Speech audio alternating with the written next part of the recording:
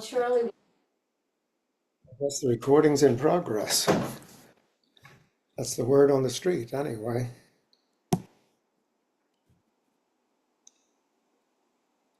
We have 30 seconds. We're going to start right on time.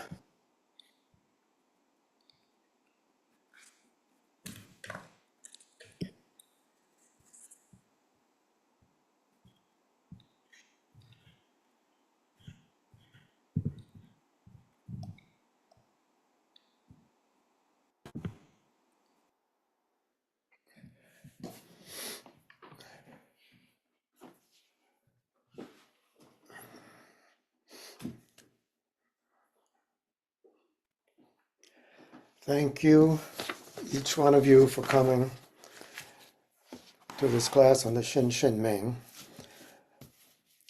which I translated. I looked this up about 20 years ago, and have taught it, I think, 3 times. I think some of you may have been in on the last one even.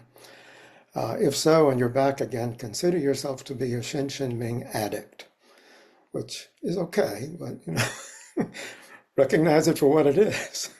I certainly am. I don't know why I was so attracted to this from the first encounter with it, but it really hit me. I'd like to start, as you can see on the screen, with the translator's postscript that comes, at the end of this wonderful little booklet, which you have to call it, which was first published by Dharma Crafts. Well, only had one publication, which was published by Dharma Crafts. There you go. Wave it if you got it. Good. About 20 years ago. I think it's out of print now, but we all have copies, and enough is enough, I suppose. So reading the translator's postscript, and we can talk about it a little. As you probably already know, Tseng Ts'an was the third Chinese patriarch of Zen, having received transmission from Bodhidharma. Of course, Bodhidharma is considered the founder of Zen. From Bodhidharma's successor, Wiko. Remember the story how Bodhidharma finally gave Wiko recognition? What did Wiko have to do? Cut off his arm. Cut off his left arm. Not his right arm, but okay. An arm's an arm. Those were the good old days.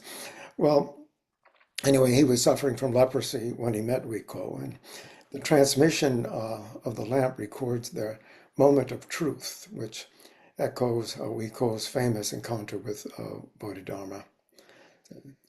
This little quote here: Son went to Wiko and said, "My body is a fatal disease. Please Wiko said, bring your sins out here, and I will wipe them away for you." And Son sat there. And I looked for my sin. I can't find it. Dan, your voice is going in and out. In and out. Yeah, and I'm hearing other noises, so I don't know who else is on. Well, that could be. Can you hear me well right now? Yes. Okay, I'll try to maintain this volume. I think it's something else that's cutting you out, but go ahead. Well, I think that if everyone would mute themselves except for Stan, then the noises would be down. Yeah, I think that's true. Thank you. Thank you, Liz. Anyway, I have wiped away your sins. That must be a wonderful thing to hear.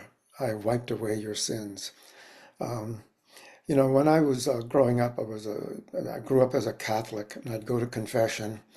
And the sacrament of confession was thought to wipe away your sins, and your soul would be clean and pure again. So maybe, it was that sort of feeling anyway, with this encounter between Wiko and Tseng Ts'an. After Tseng Ts'an received transmission, Buddhism was persecuted in China, as it was often.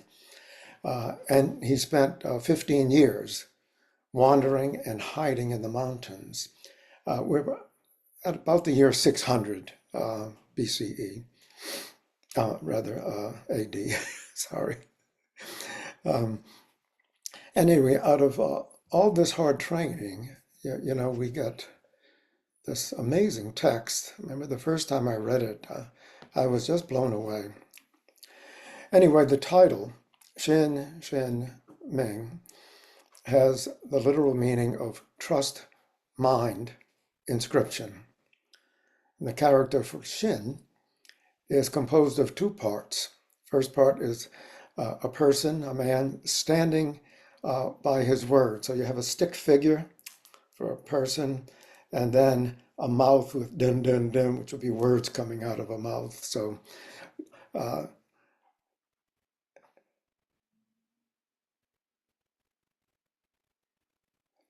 yeah. Shen is the character for heart mind, and it looks like a beating heart. And the Hsin Shing Ming blends Taoist and Buddhist teachings into oneness, equality, suchness, and interpenetration. The Hsin Shing Ming introduces us to a vast and meticulous world that is completely open to the human mind. That is, we can actually understand this. Anyway, the poem consists of 146 lines and differs from standard Chinese verse in that the lines are unrhymed. Most Chinese poetry rhymes, and contains only 4 characters each instead of the usual 5 or 7. Every Chinese word is monosyllabic, so it has a kind of a boom, boom, boom, boom rhythm to it. There's no, you might say there are no unstressed syllables. Anyway, this creates a terse, no-nonsense movement that I have tried, or did try, to capture in the translation. So that's about all I have to say by way of introduction. Anything else, any comments, any questions?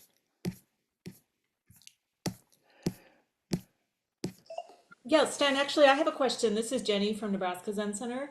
Yes. So in the Soto school, I've never seen, we sell, the first, we call it the Hsin Shing Ming, but the Shin Shin is both the way, the first spelling.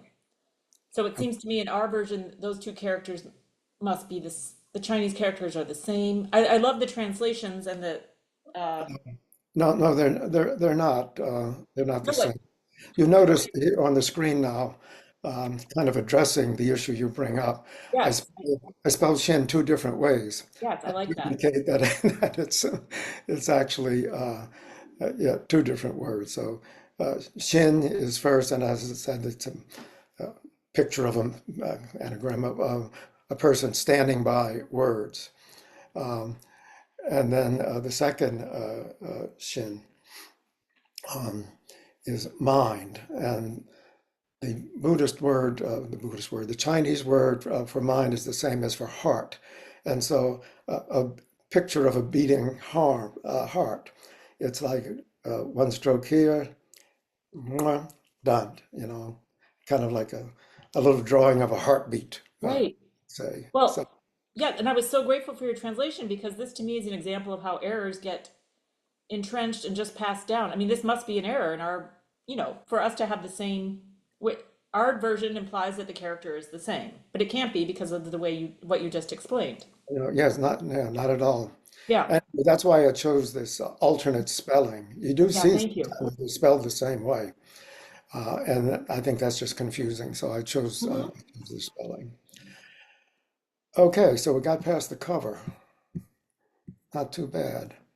Um, I do have a question if sure, actually. please. So the story of his encounter, Yeah. in which he says, bring me my sins, and he says, well, or wipe away my sins, bring them to me. Oh, I can't find them. see there, I've wiped him away. I mean, isn't that a very similar story, or is it the same story and maybe somebody just used the different words where it's like my mind, it's a terrible mess. It seems to me that there's another story and he goes to the master and somebody does, I don't know who, and says, my mind is a mess. Can you help calm my mind? Can you heal me? Master says, bring me your mind and I'll calm it for you. And he said, well, I can't find it. There, I've calmed it for you. Are those two stories different? Or is that just a trope maybe of Buddhism? Well, we only have those two, to my knowledge, that are like that. But it seems to me it is like a trope. And you wouldn't be surprised if, we found it somewhere else, that trope. In other words, a common saying. Well, not all that common, I suppose. These characters are pretty uncommon. But yeah, it's a good point that you bring up. Anyway, that's how you spell Hsin Shing Ming in Chinese, or write it rather. There's the person on the left and mouth with stuff coming out, words, and character for heart, mind, and Ming means a document. And I think we're just going to go through the text, and we can't talk that much about everything in this, but I think we can get through the text and touch on a lot of important points anyway. The Great Way is not difficult. Just don't pick and choose. Sometimes that line is translated, simply have no preferences. I kind of like mine better. Pick and choose, don't do it. Cut off all likes and dislikes, and it is clear like space. Clear like space is an expression that Zen Master Tseng Ts'an used to use. It's a clear like space. Clear like space is like clear like a mirror. Red comes red, white comes white. I don't know if any of you have come across that, reading about it, or actually hearing him say things like that. But, it struck me, and I thought I would just borrow a phrase from Zen Master Tseng Ts'an. A more literal translation, it would be something like, it is pure and clear. I think clear like space conveys the same meaning and is a little bit of homage to our teacher. The slightest distinction splits heaven from earth. To see the truth, don't be for or against. These little quatrains are very punchy. I still have the experience. I read one and I say, man, really? Is that how it is? The slightest distinction splits heaven from earth. To see the truth, don't be for or against. Does this mean we should never take a stand on anything? Questions like this, should arise. What does this really mean, to see the truth? Don't be for or against. Does this mean we have to be completely neutral? Does it mean we have to be open to any and all possibilities? I think somewhere in that territory anyway. Likes and dislikes are the mind's disease. I like, I don't like. Can you kind of recollect a little how often you've gotten into trouble with I like and I don't like? Or maybe you haven't, and I certainly have, especially when I'm clinging to my likes and dislikes. If you miss the deep meaning, it is useless to still your thoughts. It's kind of hard for me to see how that little couplet follows the one before. Never mind that they're making one quatrain together. But the meaning, if you miss the deep meaning, it is useless to still your thoughts. So just cutting off all thinking is not enough. Cutting off all thinking allows you to penetrate. That's the point of cutting off all thinking. Then, the deep meaning has a chance of becoming clear. If you're always thinking, the deep meaning will never appear. That's how I interpret that quatrain. It is Clear as vast space, nothing missing, nothing extra. Just those two lines, I think it's really sublime. Clear as vast space. Most of you probably know that I used to be an avid amateur astronomer. I would go out every clear night to look. And well, Liz, you know all about that. Uh, maybe a little transmission there. I don't know. Clear as vast space. Anyway, I do recommend every now and then just go out on a dark night and just look. Just look. Clear as vast space, nothing missing, nothing extra. The entire universe is right before your eyes. If you choose or reject, you cannot see things as they are. And the counter, of course, well, sometimes we have to choose something or reject something, and it would be wrong not to. Anybody have any thoughts on that? I think of it as first you have to be clear.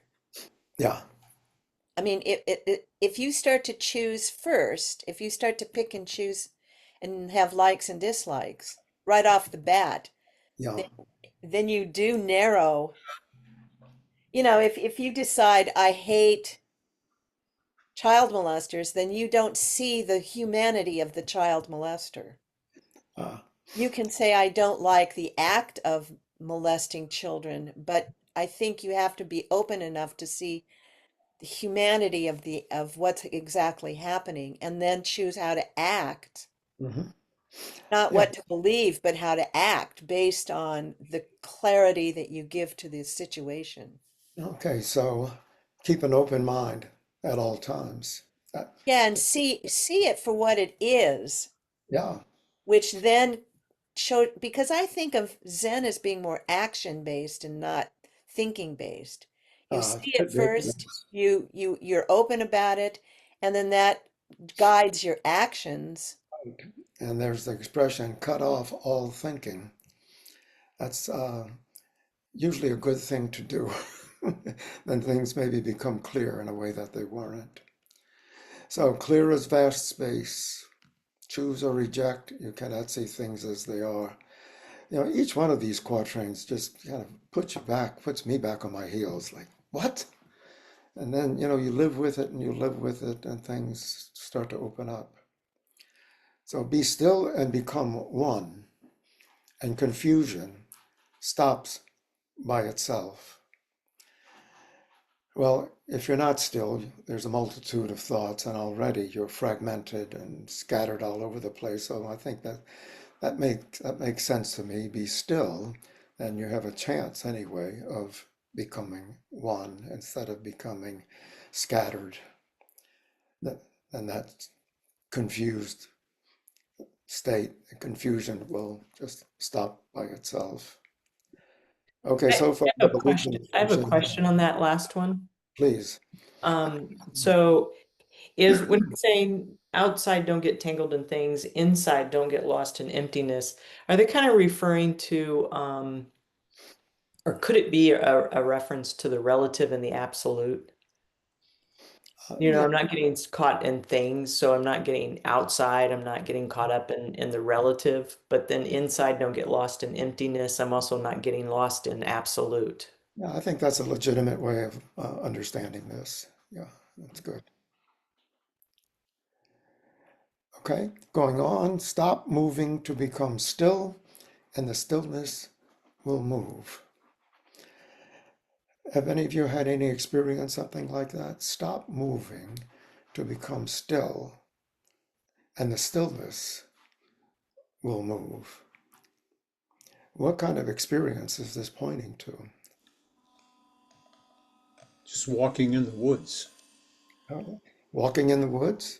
Yeah. Say some more No, about that. and you can use that as a metaphor too, to other ways of just being in life. Hmm.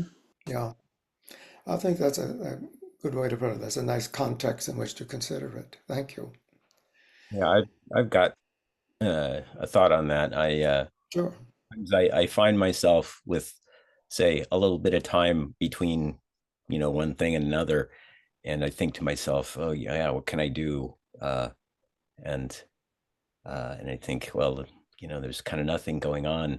Sometimes I stop and decide to just sit down and not do anything and just kind of take in the room, and I Uh-huh. realize, wow, there's actually a lot going on. So that's the stillness moving, huh? Yeah. That's what you see. Thanks. Thank you. That's good. I see it again as the same thing as the action that as soon as you become still, the stillness guides the action. Yeah, that's another way of understanding it. That's good. Okay, going on. If you hold on to opposites, you cannot understand one. Of course, opposites are always two. So if you insist on two, especially if you insist on two in opposition, what happens to your mind?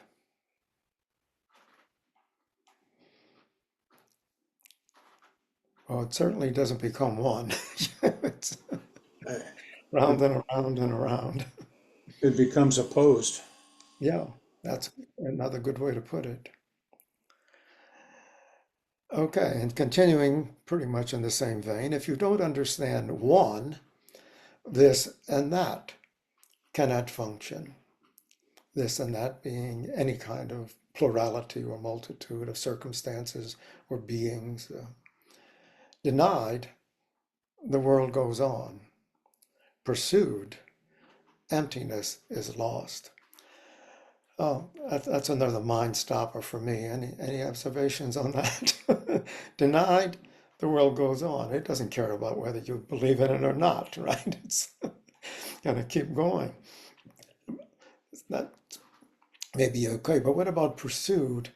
Emptiness is lost. Is it lost because pursuit is a kind of hyperactivity and starts to create and fill in, and bye emptiness? It reminds me of the ox herding pictures at the point in which the person finally gives up struggling with Yeah, the ox, then the clarity appears. But before that, even though it might be that some discipline and struggle are necessary to yeah, start out on the path, it's not until you give that up that you start making a breakthrough. yeah. That's a good way to put it. Thank you. I, Yeah, I the have a opposite of question. pictures. You have a question? Yeah. Yeah. So I'm curious about the translation of the line "this and that cannot function." Hmm. Um, I mean, are there some different ways that could have been translated? Um, Perhaps this is all that occurred to me when I was doing it. Um, I don't think I have any concise alternatives. We're trying to keep each of these thoughts, each of these sentences in one short line of verse. Um, anyway, that's the best I could do with it, I suppose. Hey, Okay. hey Stan, I Hmm. just wanted to, could we go back a quatrain? Your translation was so exciting to me. It's so vivid and forceful compared to the one we use in the Soto school, which we do chant this once a month Yeah, at a Sunday ceremony. So I'm familiar, I've always loved the verses on the faith mind, but um, if we stop the line that begins with stop moving to become still, yeah, can I just read our translation because it'll give everybody an idea of how wonderful, how exciting Stan's translation is. yeah. By all means. Okay. Um, so the line that starts that Stan begins stop moving to become still, which I love. We read, when you try to stop activity to achieve passivity, your very effort fills you with activity. As long as you remain in one extreme or the other, you will never know oneness. And then the next quatrain is, those who do not live in the single way fail in both activity and passivity, assertion and denial. To deny the reality of things is to miss their reality. To assert the emptiness of things is to miss their reality. Yeah. Well, those are not, I think, inaccurate translations, but too many syllables, maybe, you know. And you know what else you do that I love is you use the active voice a lot more. Yes, I try to make it Yeah. personal. So thank you. This was really fun Oh, for me. good. Thank you so much. Gosh. Thanks for sharing that. I enjoyed that contrast. I agree, Dan, the way you did it with being very concise and to the point adds to the significance of it. Well, thank you. You know, doing this, I try to keep in mind that what the Chinese is, it's boom, boom, boom, boom, and that's it. 4 monosyllabic words to a line. I don't think I ever got it that short. Maybe I did. Let's look for that. The other thing that we do, the Soto School is just one long, like it goes on for pages. There's no quatrains. This It's this definitely composed in quatrain could be quatrains. yeah. Yeah, yeah. And so you rattle it off. Yeah. And so of course you get lost, I get lost. Yeah, I would It get stops making sense. Okay, we've passed freely anywhere. That's good. Now return to the root and understand, excuse me, chase outcomes and lose the source. Of course, source and root would be the same thing. One clear moment within illumines the emptiness before you. Any thoughts on this? I'm not sure I understand it. What does return to the root, which is then in the next line, the source? How do you do that? How do you return, to the origin, to the root, to the source? Is that what our practice is all about?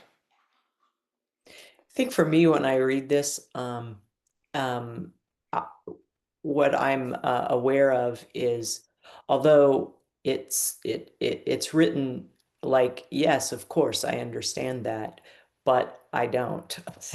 You know, Yeah, that I know that I don't. That yeah, I understand the words. I don't know about the deep meaning. yeah, like I don't understand what it.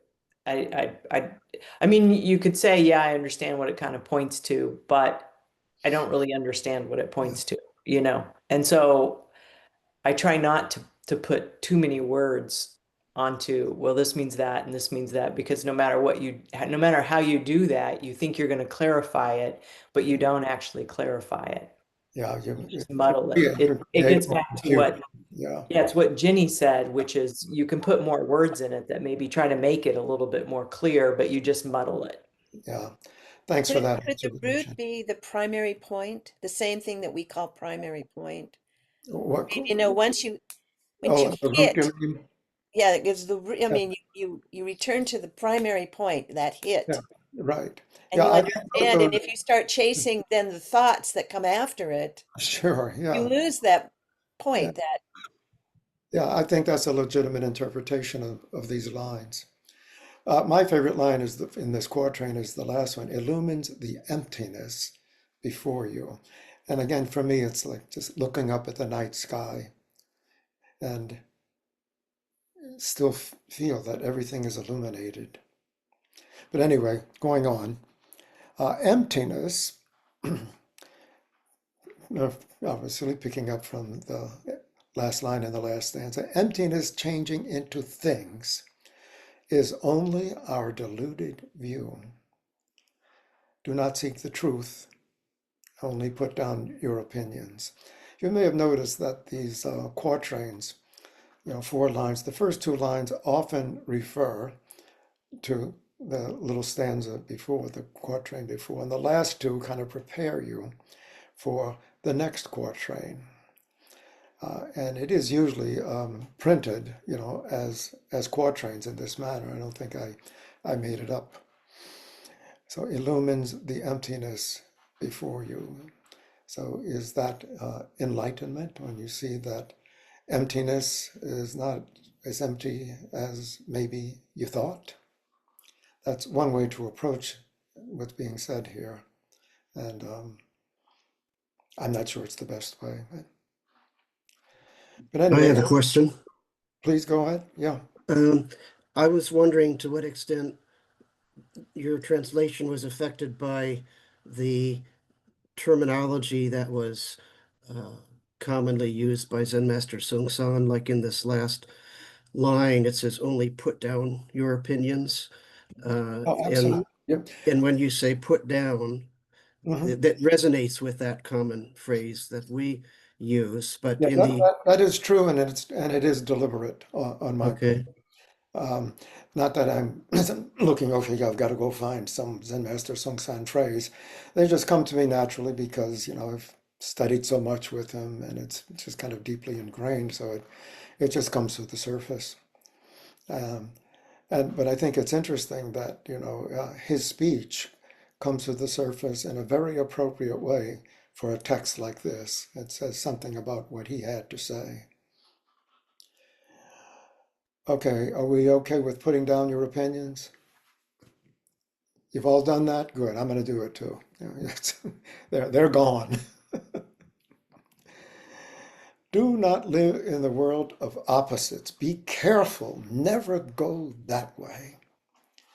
If you make right and wrong, they were opposites, your mind is lost in confusion. So I want to scream out to you, help me understand this. Do not live in the world of opposites. Does that mean there's no such things?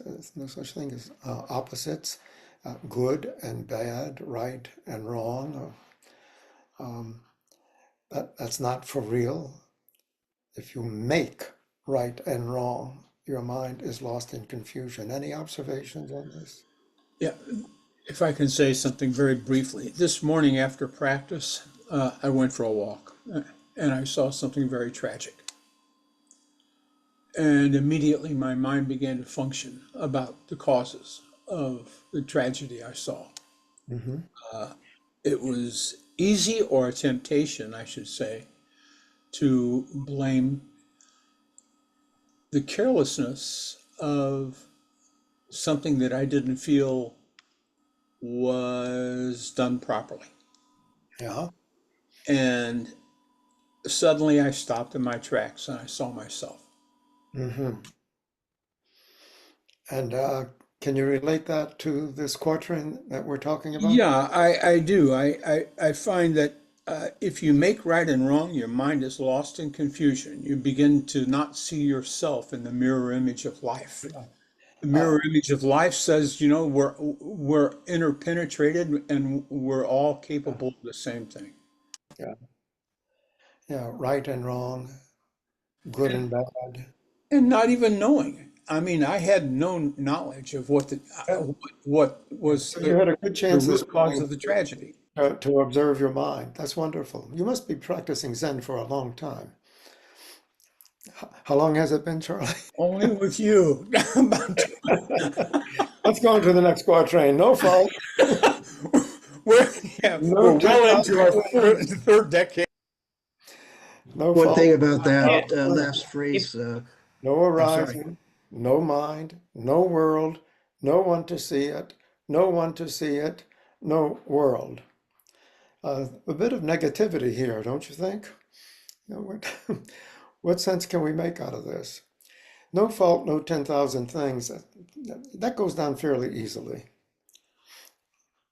No arising, no mind. Is there a cause and effect here? If there is, again, the Chinese is bam, bam, bam, bam. It's not very elaborate syntactically. I've done my best, to show how it works. At least I got it down to 4 words for this. No arising, no mind. Does that mean there's no such thing as arising?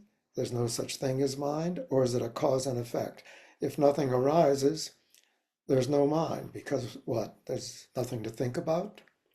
No world, no one to see it. That's hard to swallow. No one to see it, no world. Or is there a cause and effect here? If there's no world, there's no one to see it. If there's no one to see it, then there is no world. Now that begins to make sense. And I didn't translate it that way because I wanted this expression to be as punchy and maybe undetermined as, the Chinese that I was trying to deal with. This part reminds me of the Heart Sutra. I mean, Yeah. no, Yeah. What no. what lines in the Heart Sutra? Yeah, I was wondering about that too. The no eyes, no ears, no nose, no tongue, No no body. arising, no mind, no world, no fault. It is very Heart Sutra-ish, isn't it? Yeah. The Soto translation of those last two lines is when thought objects vanish, the thing subject vanishes. As when the mind vanishes, objects vanish. Uh, yeah, I guess that's legitimate. I like yours. It's more an interpretation, it seems to me, than Yeah, a I think so. translation. Mhm. Yeah. And as a translator, that's mostly what I've done in my life. I really understand that impulse, but I try to resist it. Yeah, Anyway, Stan, yes, what do you have? I think your translation is much more profound. It's much more like,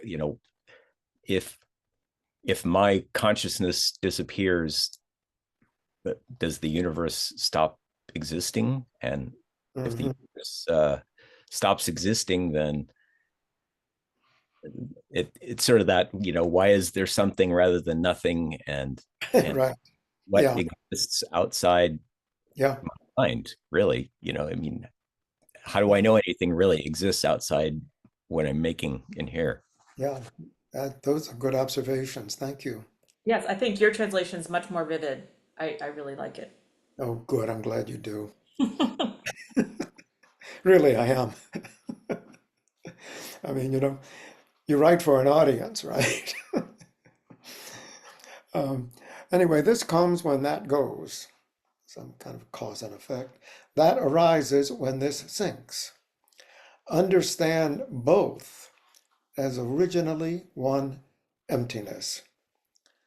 I don't know about you, but one quatrain at a time is, certainly all I can swallow, and even that, it's hard to manage. Any observations on this?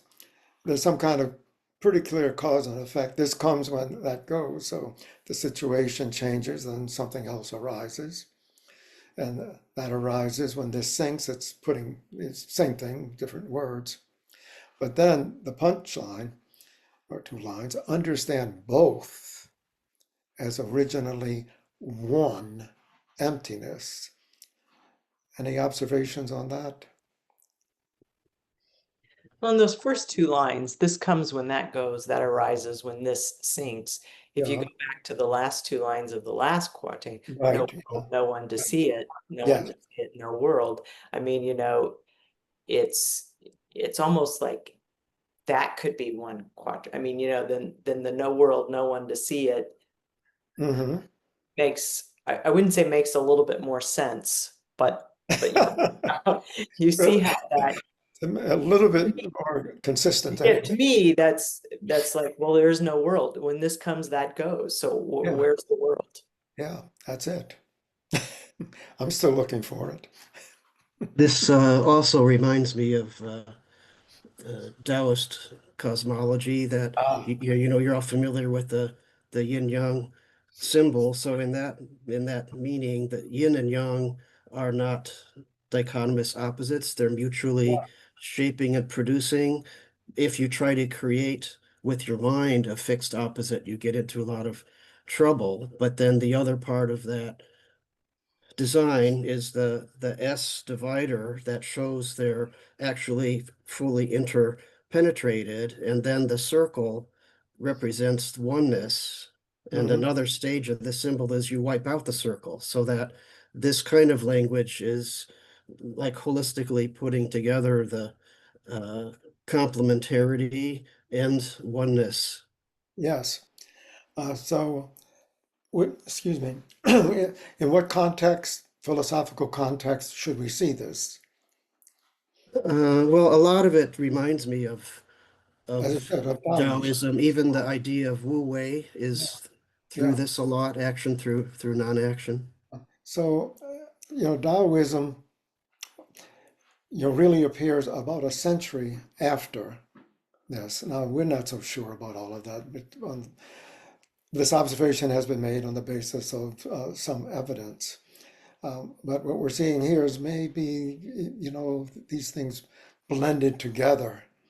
And here we have just, a one-sided representation, but it suggests, the other side, the Taoism. I think there's been a lot of scholarship on that, but I haven't, in the Hsin Shing Ming even, but I have not kept up with it. But it's a very good point that you bring up. Okay, we better continue if we're going to get through this. In emptiness, the two are the same, and each holds the 10,000 things. If you do not see great or small, how can you prefer one to the other? So in emptiness, the two, which two? This and this that in the previous quatrain, is that what that refers to? And why can't they coexist? This comes only, presumably, when that goes, and then turn it around, and that arises when this sinks. And then just cutting through it, understand both as originally one emptiness, and somehow for me, then the problem disappears. Not that I really understand one emptiness, but I kind of see this as a solution. Any other observations on this quatrain? Okay, in emptiness, the two are the same, the this and the that, and each holds the 10,000 things. If you do not see great or small, how can you prefer one to the other? And so which two are we talking about? Is it the this and that in the previous stanza? I think we have to assume that. But each this and each that holds the 10,000 things. And of course, that's a common expression. The 10,000 things means, the multitude of which reality consists. It's not like we're counting, actually. Let's go on to the next quatrain, and maybe the last two lines will become clearer. If you do not see great or small, how can you prefer one to the other? So it's not going to be continued in the next quatrain. So we'll just have to let that rest. If you do not see great or small, how can you prefer one to the other? The way is calm and wide. And of course, the word for way is, anyone? Tao. Pardon me? It's Tao. Yes, thank you. So it's calm and wide, not easy and not difficult. But small minds get lost, hurrying, they fall behind. I can certainly identify with that. And maybe some of you can too. My small mind is always getting lost in too many details, and I'm really hurrying to try to figure it out, and it gets worse and worse. I think this is kind of the human condition. I love your translation of that first line, Stan. The way is calm and wide. That I think I could use that as a mantra. I mean, it really struck me this morning when I read it. Oh, good. So Yeah, that thank would you. be a good mantra, huh? The way it can sort of settle your mind. The way is calm and wide. You're kind of opening up and settling in with the calm and the wide. Thank you. Okay, so people are hurrying up and falling behind, and these same people presumably are clinging. They go too far, sure to take a wrong turn. Kind of sounds like traffic, doesn't it?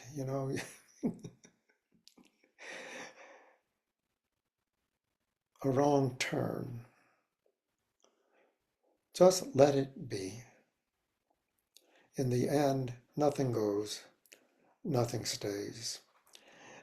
Does that last line, nothing goes, in the end, nothing goes, nothing stays, does that make you a little sad, or does it feel liberating, or what? In the end, nothing goes, nothing stays. Of course, it's a contradiction in terms. It has a melancholy tone to it. Well, it sure does, yeah. I'm getting depressed. I think we better move on. Oh, the observations here. I think at first it's liberating for me. Nothing comes, nothing stays. It's Oh, liberating. good, liberating. But That's good. but if you cling to something, Ah, yeah, then it's no longer liberating. I mean, just for right. You try but to lock it down and boom. Yeah, that's a good observation. Yeah, I feel like it's poignant, but it's also somehow comforting, I think. Yeah. Okay, good. I'm glad it's both for you. Nothing goes, nothing stays. I think of it uh, I think a lot about cosmology and quantum physics and stuff like that, Yeah, and uh-huh. how all this we see all this stuff as coming and going, Uh-huh. but really it's just the same bunch of atoms in different arrangements. So ever since the Big Bang. Yeah. Okay, thank you. Follow nature and find the way, find Tao. Free, easy, and undisturbed. Tied to your thoughts, you lose the truth, become heavy, dull, and unwell. So follow nature is, I guess, in opposition to being tied to your thoughts. So what does it mean to follow nature? Does it mean to go bird watching or what? Follow That nature. doesn't hurt. But Pardon me? Follow nature. Do we have any choice? Well, I not don't really. have existing nature a lot, so I think we do have a choice. Actually, Stan, I was curious about what is the Chinese character there for the word nature? Yeah, I'm not sure. I would have Okay. to go back and I don't have the Yeah. text here. Um, hmm, Good it's question. almost came to me, but no, I can't remember. Okay, so the first two lines there, I think, pretty easy. Tied to your thoughts, you lose the truth and they become heavy, dull, and unwell. I think we're all familiar with that too. Thinking, thinking, thinking. Must cut off all thinking. Zen Master Tseng Ts'an used to say, cut off all thinking. When you practice, that can become your practice. As soon as a thought arises, chop. You do a lot of chopping if you're like me. Not well, the mind is troubled, so I hold or reject anything. To ride the one vehicle, do not despise the six senses. Not well, the mind is troubled. That seems to simply be common sense. But the conclusion drawn from that, so I hold or reject anything. Is it because either holding or rejecting, will make the mind unwell? That would make sense out of those two lines. Or did I? I'm sorry, I skipped backwards. Oh, We're on not well, the mind is troubled, so I hold or reject anything. But pretty much the same, huh? To ride the one vehicle. What is the one vehicle? um, What brand is it? well, I'm not sure, but I did want to share it, and I promise this will be the last line I'll read from the Soto translation. I know this isn't a class on Soto versus Stan's translation, but I do like this one line from our translation. We translate those lines, not well, the mind is troubled with, as the burdensome practice of judging brings annoyance and weariness, which is an interpretation, but it also sounds like my life. Uh, well, mine What too. benefit can be derived from distinctions and separations? Yeah, those that's a good translation. Yeah, I agree. Um, Usually for any given small passage, you can find more than one, and I know because I do this all the time, more than one good translation. And then sometimes you can blend them, but more often you have to choose one or the other. Okay, so are we done with the one vehicle? Do we have any idea what it is? well, Why is it capitalized? because it's the one vehicle. What is that, Mahayana? Pardon me? Is that Mahayana? Is it what? Which means Mahayana, which means the great Mahayana, vehicle. yes. Mahayana is the great vehicle. I mean, that's what the word means. And so that's exactly what this means. And I wondered if I should have, well, do I have notes? I can't remember. um, this is what I thought might be, the best translation, and a note would clear it up, or people have to find out for themselves. But anyway, to do that, do not despise the six senses: eyes, ears, nose, tongue, body, mind. What do you get out of that? Why should this even be stated? I enjoy that phrase about not despising the six senses, which also comes up in the next stanza, Yeah, because sometimes with all the language about not being attached to thinking, etc., people may get the impression there's something bad with perception and cognition. But yes, if here it's not despising, yeah. and not despising is already enlightenment. Enlightenment, as you went So to the next quatrain. Yeah, then, hey, we're all right, huh? Yeah. yeah, Well, also, uh, if one vehicle points to Mahayana, then I mean, could they be? Because a lot of the Theravada, to me, it's negative about the body. Negative. I mean, there's a theme that I run across a lot of the bodies are awful and terrible, and the Mhm. Yeah, senses, would be the body. And so this is saying, no, that's okay. You don't have to hate the body. You don't have to think it's disgusting. yeah, Uh, right. it's Yeah. okay, you No, know. that's a good observation. Thank you. it reminds me of a story I'll just tell real quickly that Go ahead. many years ago when I took students to Korea for study abroad, one time we were walking with a Korean friend who's very familiar with this sort of thing in the mountains, and he was telling the students, use all six senses to fully experience the mountains. So he's just listening to the birds. He'd pick a leaf and taste the leaf. He's Uh, feel the wind on your skin, etc. And the yeah, students were just like amazed, like, wow, yeah, if I just pay attention to all what's all coming through all of the senses, it's a beautiful maybe experience. that's something of the spirit of these lines, I think. So thank you. Anyway, in true Dharma, there's no this or that. So why blindly chase desires? Using mind to grasp mind is the original mistake. Um, any observations here? In true Dharma, there's no this or that. Does this mean that everything is completely unified? Or what else could it mean? Any ideas?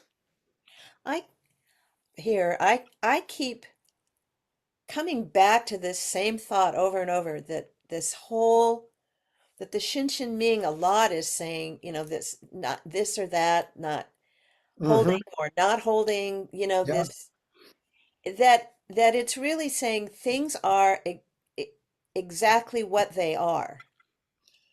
Things Ah, yeah. things are as they are, and we make things by attaching words to them, or desires or wants, or Yeah. this or that are two But words. that's using mind to grasp mind. Yeah. Right. But what I keep thinking it's saying is things are just as they are. And if you clear away all the thinking, the opinions, the creating, opposites, all of that, Yeah. get rid of all of that, and you see it as it is, exactly as it is. That's a very good observation. I think it's the spirit of this poem that we're going through. That's how it feels to me, is that it just keeps saying it in as many ways as it can. Right. Thank you very much. Well, let's move on from the original mistake. That's just too depressing. Peaceful and troubled are only ideas. Enlightenment has no likes or dislikes. All opposites arise from faulty views. That's kind of hard to swallow. Any observations?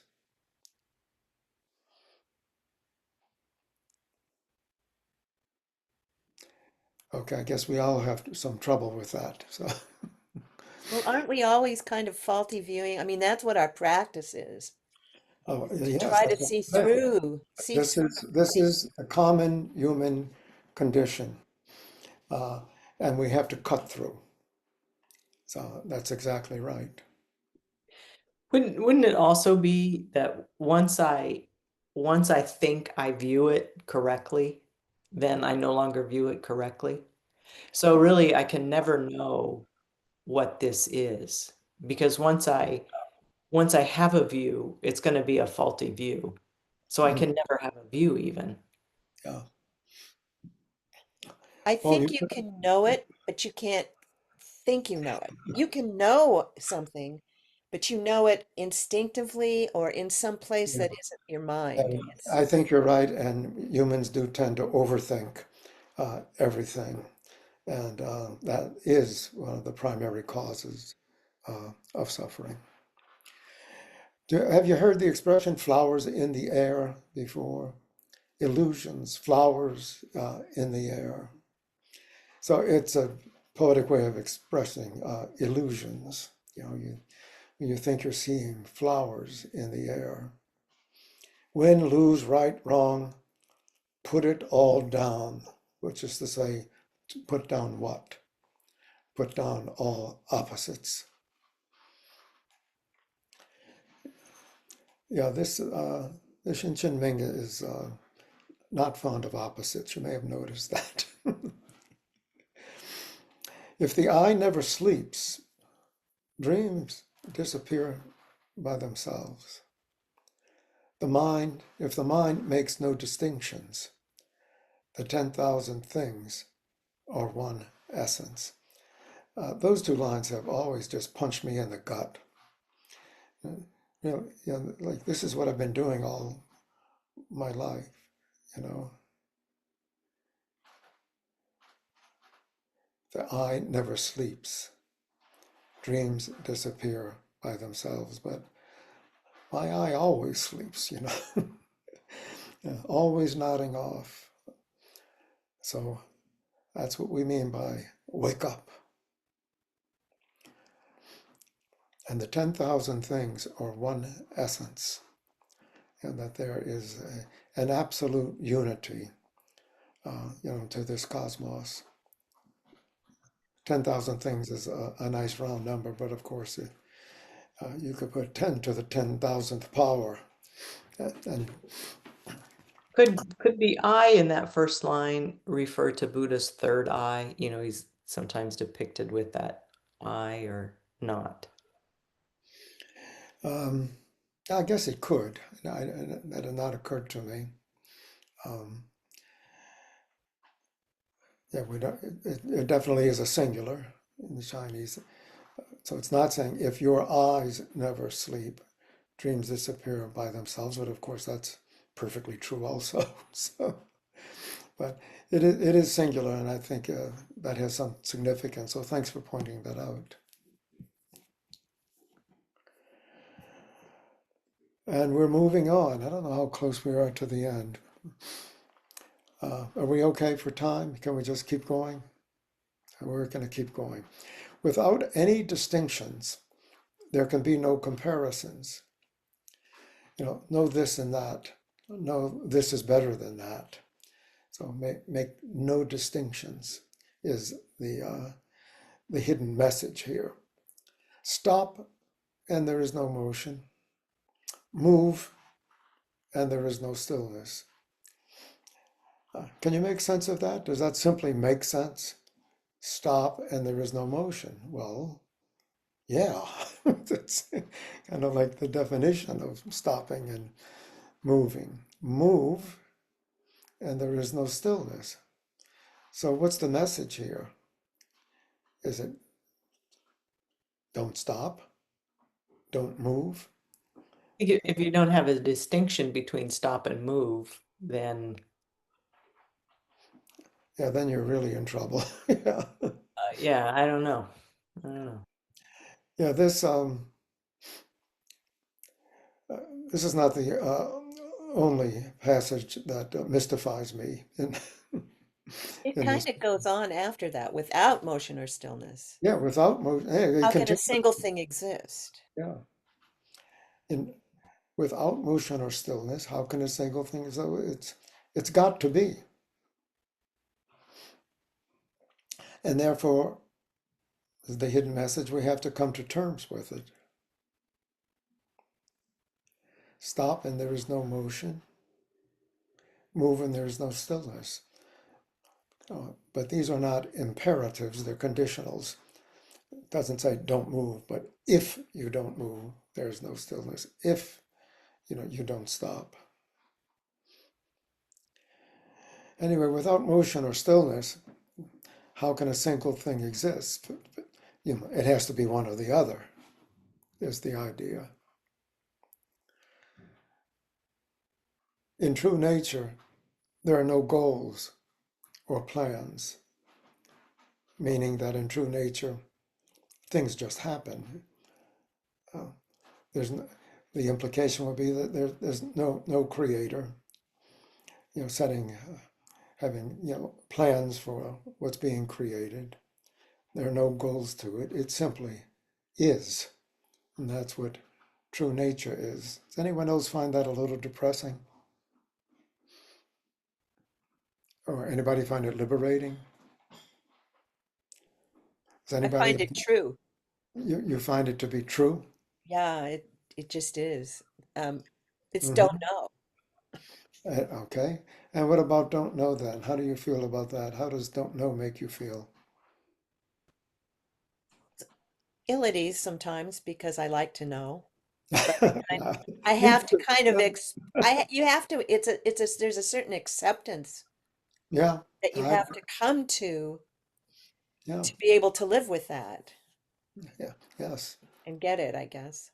So in the mind before thinking, no effort is made with the implication, and that's a good thing. Doubts and worries disappear. Faith is restored. All of this in the mind before thinking. And then thoughts arise and everything goes to hell. So you must cut off all thinking. Zen Master Tseng Ts'an used to say, you must cut off all thinking. Nothing is left behind, nothing stays with us. So, any idea how that can be? Nothing is left behind, but also nothing stays with us. Does it point to a different dimension of being that we're simply not in touch with? To me, that's just moment to moment. Moment In to any moment. moment, there is no behind. There isn't anything that stays with us. It's Mhm. just moment to moment to moment. So you're describing what's sometimes called moment world. Yeah, I think Yeah, that's what it reminds me of. yeah. I know, I think you're right. I think that's exactly what's behind this. Doubts and worries disappear, faith is restored, and then it continues into nothing is left behind, nothing stays with us. Bright and empty, the mind shines by itself. Any reactions to this?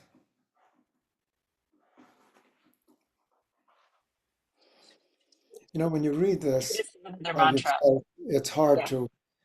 it's hard to react. That's It's what's really very good mystical. about a class like this. You know, uh, you have to think about it a little, or we have no place to go in the class. So I'm sorry, were you saying something, Charlie?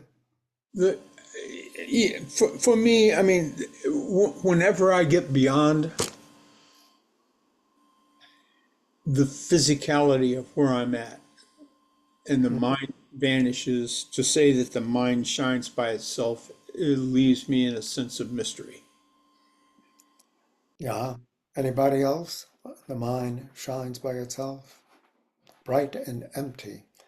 The mind shines by itself. That's a very attractive notion. Bright and empty. The mind shines by itself. Nothing has to illuminate it. Its very nature is light. It's like you are the light of the world. You know, that was said in Christianity. You are the light of the world. It's that empty, bright That's right. mind. Liz, were you saying something? Say to me, it's like there's no past. Nothing is left behind. There isn't a past. Left behind. Nothing stays with us. There's nothing that goes forward. There is no future. It's just, I mean, as Jane was Yeah, I think it's just correct to take nothing stays with us as future. past and future. And so what you have is right now, and right now, if you have really just right now, then it shines by itself. You don't have to do anything. Okay, so Charlie, are you raising your hand? No, no, no, no, no. Just wait. No, I was agreeing with that. I think of peace when I see that. Everything is peace. Yeah, yeah, certainly. There's nothing to bother you, that's for sure. Yeah. Thank you. Thank you, Vera.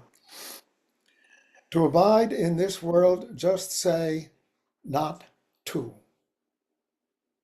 Not to includes everything, excludes nothing. If you're like me, you probably have never had that thought before reading this.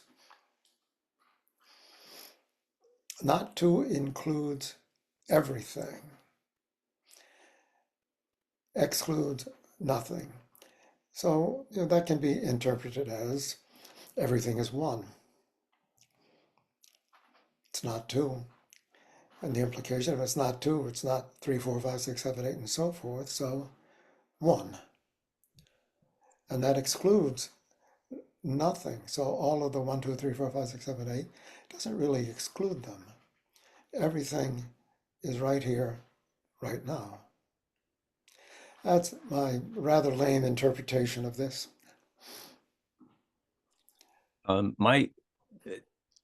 My something I noticed when I was reading this whole thing is just it seems to become repetitive after a while. I mean, Yeah, this not two sounds the same as no opposites, and that sounds the same. Don't make distinctions. Yes, there are only 1 or 2 themes that run through, and the thesis is restated in many, many different ways. I think that's the rhetorical approach here. So thank you for observing that. Let's see, where were we? Enlightened beings everywhere, all return to the source, with a capital S implying that there's only one of those, one source. Beyond time and space, 1 moment is 10,000 years. I won't say that I understand that. Beyond time and space, 1 moment is 10,000 years. Of course, 10,000 years is just a nice round number for infinity. Well, the moment world is a relative world, is it not? And why is it Because infinite? it's only from moment to moment. I mean, So 1 moment implies a multitudinous sequence of moments. That's why it's I don't know. 10,000 years. Since this is Chinese, would it have any influence with Hinduism? Because what it reminds me of is, and I think it's Vishnu or something who, when, it's you blink, some god, I don't know whether it was Vishnu or not, and he blinks, and when he blinks, it was like all these worlds came and gone. Right. They never Remember, ceased to I the think same. I think there's something to that. Remember that Bodhidharma came from India to China, and I think he brought some things with him. So that may be tucked away down there. Let's see, where are we? Oh yeah, 10,000 years. Nothing here, nothing there. But the universe is always before you. What do you think of that? that's an interesting word, before. Right in front of you, in your face. Well, if it's in front of you, it's not past you and it's not here. It's pretty close to here. Yeah, I think we have to go back to moment mind here to make any sense out of that. Uh, I'm very grateful for a text like this. As a teacher, I've always had to explain everything. Everything had to make sense, and I had to be able to explain it. I don't feel that way here at all. So it's terrific. So nothing here, nothing there, but the universe is always before you. And I don't remember exactly. I haven't looked at the Chinese since forever. But I wonder what before actually is. It in front of you, or does it simply mean in your consciousness? I don't know. But infinitely small is infinitely large. No boundaries, no differences. Infinitely large is infinitely small. And the last line kind of explains the logic. Measurements do not matter here. That is, there are no measurements. If there's no measurements, you can't say infinitely large, you can't say infinitely small. And there are no measurements because there's no way to measure what is being discussed here.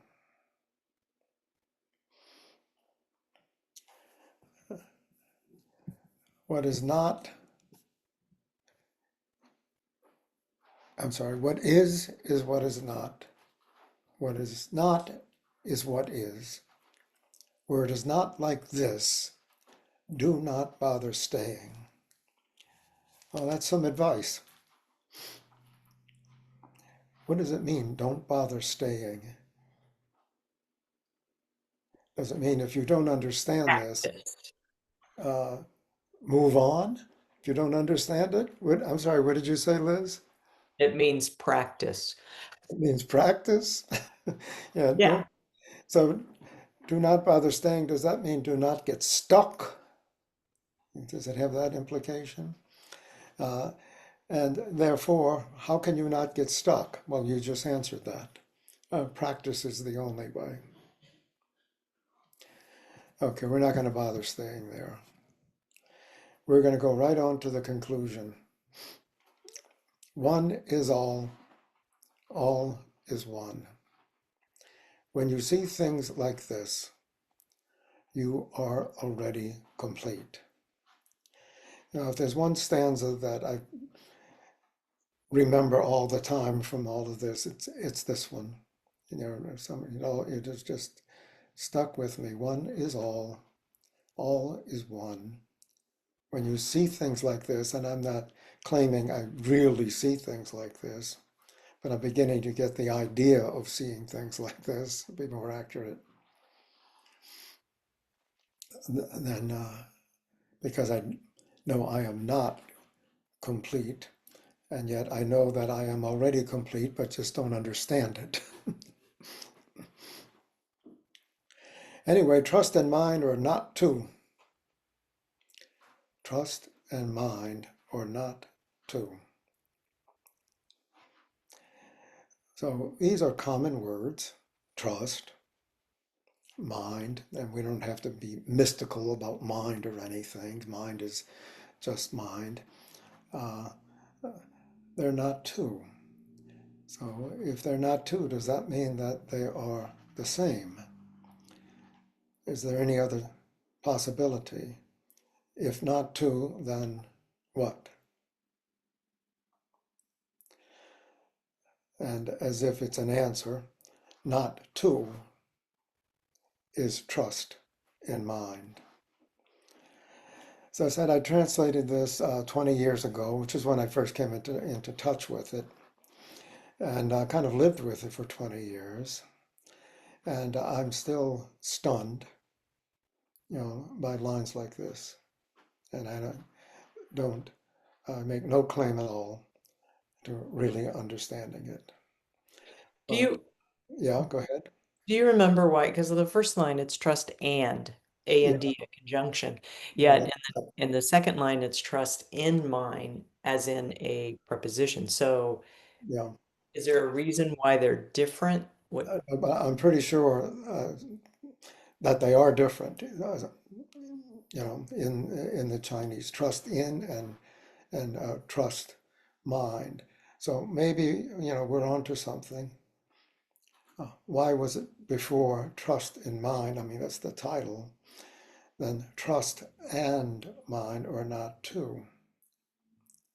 Not to is trust in mind. So somehow this is, I think it's presented as the solution to the entire conundrum that we've been dealing with. But I think the only way to begin to understand, and I do mean begin to understand, is to practice with it. I think it makes perfect sense. Trust and mind are not two. So not two, hyphenated, which would be one, Yeah. is trust in mind. Oh, that makes sense. What doesn't immediately make sense to me is that trust and mind. They're not two. Yeah, they're one. Trust and mind are not two. Trust Yeah, in mind is one. yeah, perhaps. I don't understand either sentence, and I'm being perfectly honest about this and sincere. I I think see that, I mean, the two go together very well, of course. But my sentiment is what's the last two lines. The way is beyond all words, including the words trust and mind and trust in mind and so forth. Not past, not future, not present. Now that's more difficult to understand. Why bring in, okay, the way is beyond all words. That's fine. You cannot understand it with your ordinary mind. But why not past, not future, not present? In other words, not ever might be the way we would express it. Simply never. Is not past, not future, not present just equivalent to never, or is there something else here? I get caught with my Soto Zen days because they have a saying in Soto Zen which says not one but not two. Yeah, yeah, And and and so that's why the trust and mind are not one and not one, or not two, and not two is not trust and mind. Kind of throws me because in the back of my head I'm thinking not one but not two. yeah. Um, and but if I do the last four lines all together, Hmm. then it to me that is saying not one and not two. So Yeah, it's not one, but it's not two. right. How about three? Hey, come on. Maybe three. So Dan, when you bring up the not no past, no future, no present, and Yeah. say, well, does that mean never? It could also mean just not Is that, my time. yeah, time does not define this at all. It's not defined by time. And I think you're right in suggesting that. What I love is that this was written after he did a long, long, hard practice. You bet. And and so he's clearly he's clearly come to some understanding, and he's doing his best to try to, with words which he says over and over don't work, he's Yeah. trying to tell us what it was he attained. Uh, And I just love that this is, I mean, it's like I keep saying the same thing over and over, but it means the same thing. This is what I attained. mhm. Try to try to understand, try to attain this with me. I just Yeah, kind of love that because this is was came from what he experienced. yeah. Wouldn't it be wonderful if we could conjure up Tseng Ts'an, bring him here, assume that he knows English, and have him explain everything? Yeah. What Next help? time. And Oh, anything else? One thing that I find interesting, especially with this ending, is the Chinese character, as you were mentioning before, for credibility or trust, has the Yeah. character for a person on the left standing next to a character meaning words, so that it implies Right. speaking honest words. And Yeah. here, the way is beyond all words. Yeah. So maybe, it gives me the sense of trusting uh, words is going beyond all words and getting beyond the distinction between words and uh, non-words, so that you just experience what is. Yeah. I'm pretty sure that not past, not future, not present simply means never. So it's just a strong negative. Okay, and I Very have strong negative. Yeah, go one on. one more kind of contrary comment, which is that the paradox I see throughout all this is that he's saying, don't pick and choose, don't make distinctions, don't choose better and worse. But the whole thing is kind of saying it's better not to pick and choose Hmm. than to pick and choose. And that's making it a distinction in itself. Yeah, that's how the poem opens, right? Exactly. And we can see the entire text as commentary on the first quatrain. So thanks for pointing that out. But do you get what I mean about it? It's like he's saying now it is better to do things this way. It's better to keep your mind this way than that way, and how that sort of contradicts his entire premise of not picking and choosing and not having preferences. No, I I don't. still think this is his Yeah, go best ahead. attempt. It's his best attempt at trying to impart what he's attained. And I'm not sure you can say those things without he's doing the best he can to explain it, but it's not, the explanation will never be what it was he attained. His explanation of it will never be that. He's just, it's like, it's kind of like this, or it's kind of like, it's what we do as teachers all the time. It's not something you can explain. You can't say it in words, but here's the best I can do. I Yeah, really I think don't see it as an explanation as much as I see it as a way of viewing a broader path, a broader what?